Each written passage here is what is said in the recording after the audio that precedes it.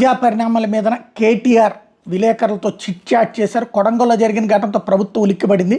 కావాలనే మా పైన ప్రభుత్వం డైవర్షన్ చేస్తోంది.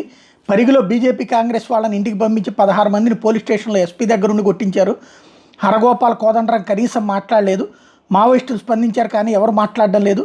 సురేష్ మా కార్యకర్త 7 ఎకరాల భూమి ఉంది సురేష్కి. పక్కాగా చెప్తున్నా 4 సంవత్సరాల తర్వాత అధికారంలోకి వస్తున్నాం.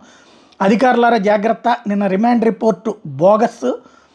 కొండా విశ్వేశ్వరరెడ్డి బీజేపీలో ఉన్నాడా కాంగ్రెస్లో ఉన్నాడా? రేవంత్ దోస్తు కదా కొండా విశ్వేశ్వరరెడ్డి, అందుకే అలా మాట్లాడుతున్నాడు. బండి సంజయ్ రేవంత్ రెడ్డి సహాయ మంత్రి. లగచర్లో మహిళల ఛాతి మీద కాలు పెట్టి తొక్కి తన భర్తలను అరెస్ట్ చేశారు.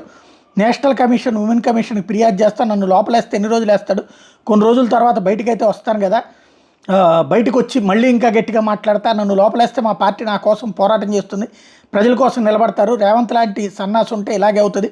వెలదండలో రేవంత్ భూములు ఉన్నాయి, ఇంకా కొంటున్నారు. రేవంత్ అన్నదమ్ములు ఇంకా కొంటున్నారు, అగ్రిమెంట్ చేసుకుంటున్నారు. ఇక వాడు వీడు లాంటి పదాలని వాడుకొచ్చారు. ముఖ్యమంత్రి వారి నియోజకవర్గాలు మేము వేలు పెట్టి పెట్టే శక్తివంతులమా? పైనుండి కాంగ్రెస్ పెద్దలు డబ్బులు అడుగుతున్నారు, అందుకే ఏదో ఒకటి చేసి పైకి డబ్బులు పంపాలని చూస్తున్నారు.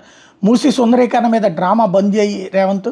1,50,000 కోట్ల అన్నోడు ఎవడు ఢిల్లీకి పైసలు పంపడానికి? గతంలో నేను చెప్పాను, ఈడీ మోడీ ఏం చేసుకుంటారు చేసుకొని. ఇప్పుడు మళ్ళీ చెప్తున్నా, చిట్టినాయుడు నువ్వేం పిక్కుంటావు పిక్కు, నేను డబ్బులు తీసుకోలేదు, డ్రగ్స్ తీసుకోలేదు, నేనే తప్పు చేయలేదు, కేసీఆర్ని ఫినిష్ చేస్తాడట, ముందు నువ్వు ఫినిష్ కాకుండా చూసుకో అంటూ తీవ్రంగా వ్యాఖ్యలు చేశారు. ముఖ్యమంత్రి సీటు కోసం బట్టి పొంగులేటి ఉత్తమ్ పోటీ పడుతున్నారు.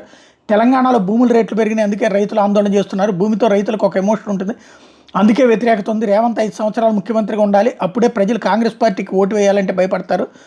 రాజకీయాల్లో ఒక చట్ట సవరణ జరగాలి, 2 సార్ల కంటే ఎక్కువ ప్రధాని సీఎం కాకుండా ఒక నిర్ణయం జరగాలని. ఇక్కడే అసలు డౌట్. వాళ్ళ నాన్నగారు కూడా 2 సంవత్సరాలు అయిపోయింది కాబట్టి ఇక వద్దు, తనకు ముఖ్యమంత్రి ఇవ్వమని అడుగుతున్నారా అన్నటువంటిది డౌట్. మిగతా విమర్శలన్నీ సహజంగా జరగడం ఒక ఎత్తు అయితే, 2 టర్మ్స్కి మించి ఉండకూడదు అని చెప్పేసి అంటే అది కేసీఆర్ వద్దు తనకివ్వమని అడుగుతున్నట్ట.